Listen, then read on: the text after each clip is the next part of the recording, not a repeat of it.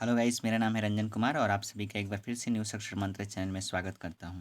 Dear students, आज मैं present imperfect tense का वॉइस लेके आया हूं आपके सामने। यानी कि प्रेजेंट इम्परफेक्ट टेंस का अगर कोई भी सेंटेंस रहता है तो उसका पैसिव वॉइस हम लोग कैसे बनाते हैं, क्या कुछ रूल्स होता है, ये सारी चीज़ों को हम लोग वन बाई वन करके देखेंगे। और यहाँ पे आप देख रहे हैं चुटकी बजाते सॉल्व करें वॉइस प्रेजेंट इम्परफेक्ट टेंस का वॉइस बाई रंजन सर।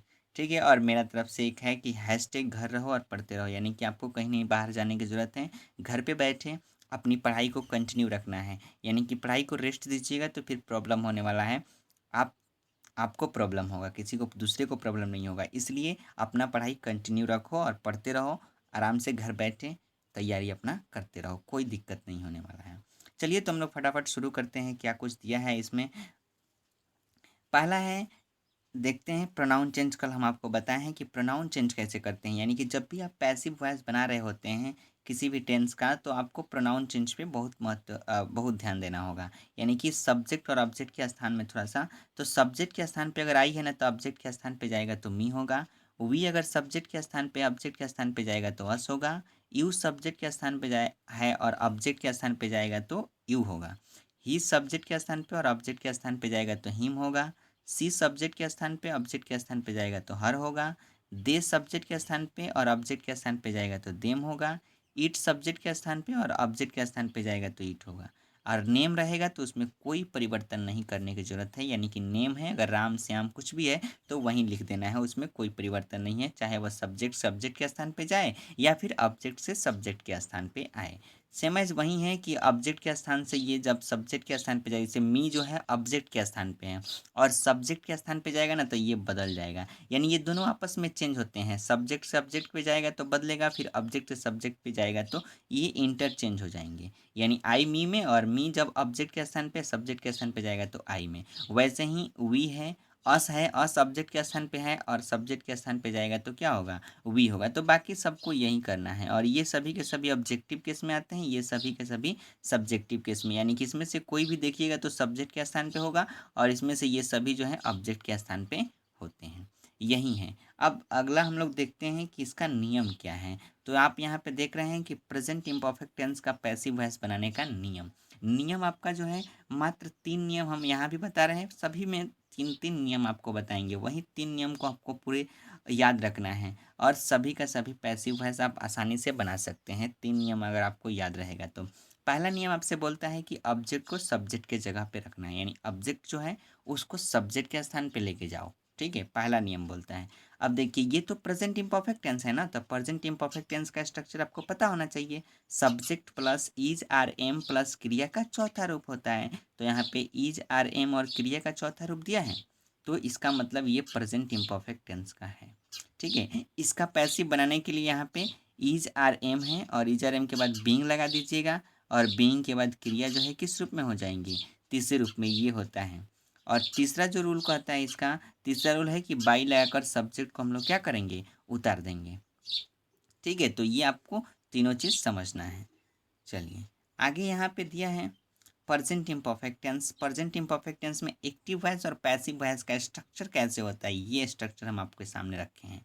ठीक है, जैसे देख रहे हैं यहाँ पे सब्जेक्ट है, सब्जेक्ट के बाद ईजर एम होता है, ईजर एम के बाद क्रिया, चौथे रूप में ऑब्जेक्ट और बाद में ऑब्जेक्ट होता है। तो इसको हम लोग कहते हैं कि ओ ये जो सेंटेंस है ना प्रेजेंट इम्परफेक्ट टेंस का है।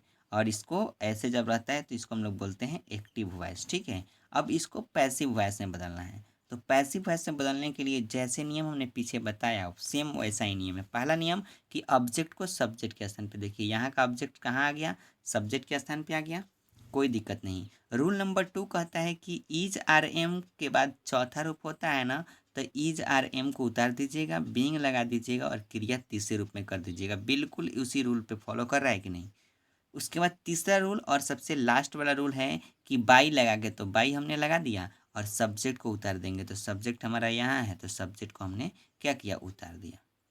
यही करना है, इसमें कुछ नहीं करना है, बस ये बात समझो। अगर अभी नहीं समझ में आए तो इस वीडियो को दोबारा रिपीट करके 2 बार देखिएगा, 3 बार देखिएगा, पूरा अच्छे से समझ में आ जाएगा, आई गारंटी। ठीक है, मैं गारंटी लेता हूँ आपको अच्छे ढंग से समझ में आ जाएगा। तो अच्छे ढंग से आप इसको समझें, इसका कंसेप्ट अपने माइंड में सेट करें। ये रट्टा लगाने वाली चीज़ नहीं है, रट्टा लगाइएगा सफल नहीं हो पाइएगा, ठीक है। तो केवल केवल आपको क्या करना है, इस बात को समझना है, रट्टा लगाने की ज़रूरत नहीं है, ठीक है। तो समझ के आप बनाएंगे। चलिए, तो ये रहा प्रेजेंट इम्परफेक्ट टेंस का एक्टिव वॉइस का स्ट्रक्चर, पैसिव वॉइस का स्ट्रक्चर। उम्मीद करते हैं आपको अच्छे ढंग से समझ में आया होगा। चलिए लेट्स सी एग्जांपल्स, हम लोग कुछ एग्जांपल्स देखते हैं क्या है, किस तरीके के सवाल बनता है। तो यहाँ पे देखिए एग्जांपल्स में बताया है, एक्टिव वॉइस का स्ट्रक्चर आपके सामने होगा। आई है सब्जेक्ट का काम करेगा, एम है क्रिया का चौथा रूप है, और ए मैंगो जो कि ऑब्जेक्ट का काम कर रहा है, ठीक है। तो बिल्कुल रूल वाइज हम लोग चलेंगे, पैसिव वॉइस नीचे बना दिया गया है, बिल्कुल रूल वाइज हम लोग चलेंगे। तो पहला रूल आपसे क्या बोलता है, चलिए पहला रूल को आता है कि ऑब्जेक्ट को सब्जेक्ट के स्थान पे, तो ए मैंगो ऑब्जेक्ट है ना, सब्जेक्ट के स्थान पे देखिए ए मैंगो आ गया, इसमें तो कोई दिक्कत नहीं है। अब कह रहा है कि ईज आर एम के बाद ईटिंग, तो ईज आर एम में से कोई एक ही होगा ना, तो एम आया है, एम के बाद क्रिया चौथे रूप में है। तो पैसिव वॉइस में बनाने के लिए क्या करते हैं, ईज आर एम के बाद बीइंग लगाते हैं, और बीइंग के बाद क्रिया को तीसरे रूप में करते हैं।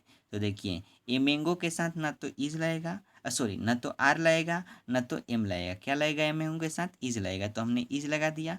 उसके बाद बीइंग लिखा, बीइंग के बाद क्रिया तीसरे रूप में किया, यानी कि रूल नंबर 2 यहाँ तक फॉलो कर रहा है, ठीक है। रूल नंबर 3 आपसे बोलता है कि बाई लगाना, बाई लगाकर फिर सब्जेक्ट को उतार देंगे। तो बाई हमने यहाँ पे लगा दिया, और सब्जेक्ट को उतारना है ना, तो सब्जेक्ट हमारा क्या है, आई है, तो आई को यहाँ पे उतारिएगा। तो आई जो है यहाँ से आ रहा है कहाँ पे, ऑब्जेक्ट के स्थान पे, यानी कि आई का ऑब्जेक्टिव केस में क्या होता है, आई जब ऑब्जेक्ट के स्थान पे जाता है तो वहाँ पे क्या होता है, तो आई जब ऑब्जेक्ट के स्थान पे आता है तो वो मी में चेंज हो जाता है, किसमें, मी में चेंज होता है। तो यहाँ पे हमने मी भी लिखा है, यानी कि ये सेंटेंस बिल्कुल क्या है, सही है, ठीक। तो प्रोनाउन चेंज देख लीजिएगा, क्योंकि अक्सर प्रोनाउन चेंज पूछ पूछ देगा यहाँ से, तो उसमें कहीं फॉल्ट हो सकता है। तो आप उसको अच्छे ढंग से देखने का प्रयास कीजिएगा, और देख लीजिएगा, समझ लीजिएगा हर एक चीज़ को। चलिए दूसरा जो एग्जाम्पल है वो है, सी इज टीचिंग अस, है ना। अब देखिए सी आपका क्या है, सब्जेक्ट है, ऑब्जेक्ट के स्थान पे भेजना है, इज आर एम के में से इज है, और टीचिंग है बिफोर, और अस जो है ऑब्जेक्ट का काम करे। तो पहला रूल कहता है ऑब्जेक्ट को सब्जेक्ट के स्थान पे लाइए, तो ऑब्जेक्ट अस को लाएंगे सब्जेक्ट के स्थान पे, और अस जो है एक प्रोनाउन है ना, तो जब अस एक प्रोनाउन है तो ये जाएगा कहाँ पे, जब सब्जेक्ट के स्थान पे जाएगा तो इसका चेंज हो जाएगा, यानी अस जब सब्जेक्ट के स्थान पे जाता है तो वी में चेंज हो जाता है, किसमें, वी में, जो कि यहाँ पे लिखा हुआ है, बिल्कुल सही है, अस वी में चेंज हो गया। अब देखिए, अब यहाँ पे इज टीचिंग है, यानी इजर एम में से इज आया है और टीचिंग है, तो इजर एम में से कोई एक आया है और टीचिंग है, तो अब इसको चेंज करना है ना, तो इज आर एम के बाद बीइंग, और बीइंग के बाद क्रिया जो होगा मेन वर्ब, उसको तीसरे रूप में करना है। तो देखिए अब यहाँ वाला जो सब्जेक्ट है ना, उसके अकॉर्डिंग वर्ब चाहिए, तो वी है, वी के अकॉर्डिंग वी के साथ ना तो एम लगता है ना तो इज लगता है, क्या लगता है, आर लगता है, तो वी के साथ हमने आर भी लगाया। बीइंग चाहिए तो बीइंग लिख दिया, और टीचिंग जो है ना, ये टीच है ना, टीच का भी थ्री क्या होगा, टॉट होता है, यानी are being taught, is teaching के बदले हमने क्या लिखा, आर बीइंग टॉट, समझ में आ गया कहाँ से। और यहाँ पे बाई भी लिख दिया है, और बाई के बाद जो सब्जेक्ट है हमारा उसको उतार दिया है, तो सब्जेक्ट सी है ना। अब सी को यहाँ पे लेके आइएगा ऑब्जेक्ट के स्थान पे, तो सी जब ऑब्जेक्ट के स्थान पे जाता है तो किस में चेंज होता है, हर में, सब्जेक्ट और ऑब्जेक्ट, ऑब्जेक्ट के स्थान पे जाता है तो हर में। तो ये प्रोनाउन चेंज है, प्रोनाउन चेंज सबसे इंपॉर्टेंट है, आप हम आपको पीछे बताए हैं, उस चीज़ को समझ लीजिएगा, ठीक है, अच्छे ढंग से, तो और आसान हो जाएगा आपके लिए। तो सी को हमने प्रोनाउन चेंज किया, तो यहाँ पे ऑब्जेक्ट के स्थान पे आ गया, तो क्या हो गया, हर हो गया।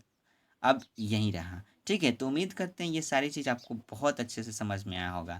अगर एक बार में समझ में नहीं आता है तो इस वीडियो को जो है दोबारा रिपीट करके देखें, ताकि और अच्छे से और अच्छे ढंग से समझ में आए। और मेरा एक हम्बल रिक्वेस्ट है आप सभी से कि जब इस वीडियो को देख रहे हैं तो देखने के बाद आप इसको नोटबुक में अपना नोट करें, जो भी रूल्स है, नियम से उसको नोट करें, और आपके पास कोई भी ग्रामर का बुक है ना, कोई भी ग्रामर का बुक जिसमें पैसिव वॉइस वॉइस बनाने को दिया है, वहाँ से आप प्रैक्टिस करें, क्योंकि प्रैक्टिस महत्वपूर्ण भूमिका निभाता है आपके नॉलेज को और इंक्रीज करने में। अभी तो आप समझ गए, लेकिन आप प्रैक्टिस नहीं करेंगे तो बहुत प्रॉब्लम होगा आपको, ठीक है।